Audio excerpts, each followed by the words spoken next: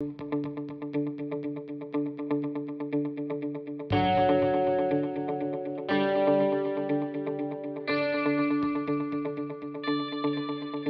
asking for all kinds of stories, sweetie, so I'm sorry.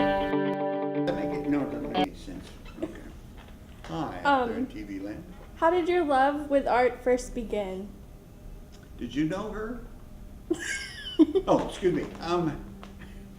My love with ceramics, oddly enough, did start that way. I was flunking out of junior college, and I was in a business course. And if you know me at all, well, you know me a little bit now that you've had to sit up this stuff in front of me and I'm making you laugh. I was a terrible accountant type and business law and math and all that stuff. So the counselor told me to walk around campus and see if I found another class I liked. Walked all over campus, didn't find anything. The music department I liked, but I couldn't sing and I couldn't play a musical instrument. So I went next door to the art class, and there were a whole bunch of people there painting and drawing and all of that sort of stuff. And there was a real cute girl sitting at a potter's wheel. So I, of course, went to her and talked to her for a while, and she got me hooked. She said, go sign up for an art class, and I did. And what was your question? I have no idea. There were some people in there, and they were working, and they were making things that I really liked. And so that's how I got hooked on taking a pottery class. But then I got hooked on drawing and painting and all the rest of it. And it was where I should be. My parents didn't feel that's where I should be. They felt I should be back in business, but my father said, well, if he's happy, let him go. I put out 400 applications, knowing that I would probably get 350 at least replies back asking me to be a teacher there. And I got 2. I wanted to work out on the West Coast, and I got absolutely no job asking for interviews. I got this job and one in Virginia. The one in Virginia I did not like, not because the people were bad, it was just the president of the school.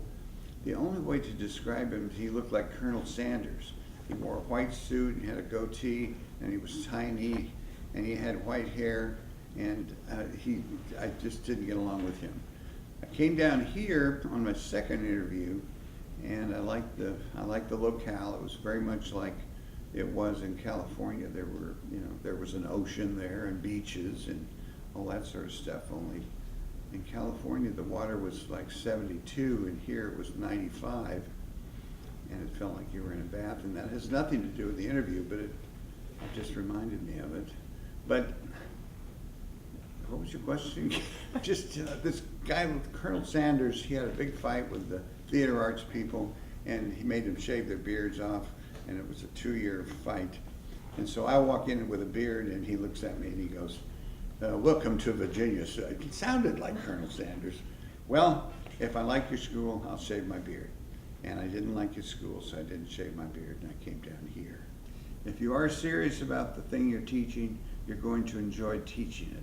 And your students will know that. And if your students know that you like it, they will get to do a better job. Got one time I was walking over to the cafeteria, and I had a young lady walk up to me. This is during the time that the Vietnam War was on. And she started beating on my chest. And I grabbed her wrist and I said, what's the matter? I don't know you. And she said, my brother died yesterday. And I know you're in the art department, and I know you're against the war, and you're against my brother, and the war killed my brother.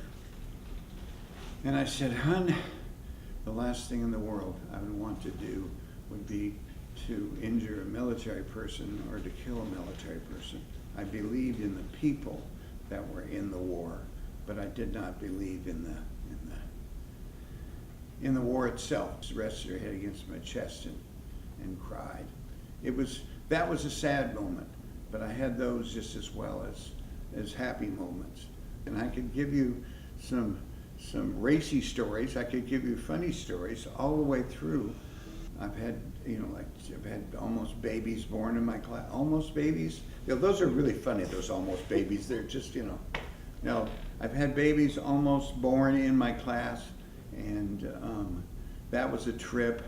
And I told the mother, I said, don't worry, we'll all stand around the wheel. You can have the baby on the potter's wheel, and we'll just stand there with catcher's mitts, and we'll grab it as it comes flying by. And the whole class is laughing. Everybody's laughing at me, and I figured I have no idea if this answers any of your question, but I'm sure it doesn't. But it's been a series of stories. It is very difficult sometimes to find out, if you've got somebody that's interested and they come in and they're handicapped, so severely handicapped that they can't do a lot of the stuff, you have to find something that they can do. If you're serious about teaching, you're going to be serious about giving something to everyone. Some students are fully capable of doing all this stuff. It takes a type of coordination to do pottery. I went through it too. I mean, I went through the beginning steps, and I had a couple of elderly ladies that helped me learn how to throw. And in about 2 weeks, I was better than they were. You just try to find something that can get them going, especially if they're interested. If they're really interested, they'll stick with you. I've had blind students, which was a trip. You had to avoid trying to say things like, or not say things like, can you see what I mean now? And they would go, well, no, I can't. I'm blind. I had a number of deaf students. And I had one girl that came up to me after class in tears. And I said, what's the matter? What did I do? What did I say? Or did I say something that upset you? And she said, no, your mustache is too long and I can't read your lips. And so I ran into my office and I damn near cut all my mustache off. But I still know that young lady. She works here in town at Pensacola.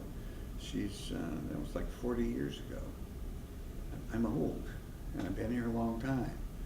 And it's weird, all the stories that I have. My whole life's a story, and for some reason, most of them are humorous, except that one I gave you with the young lady who had a brother that died. There were highs and there were lows, and there was a lot of middle ground.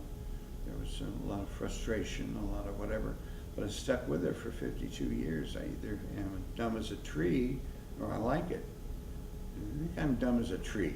Trees aren't dumb. No, trees aren't dumb, but they do get out there and leaf around.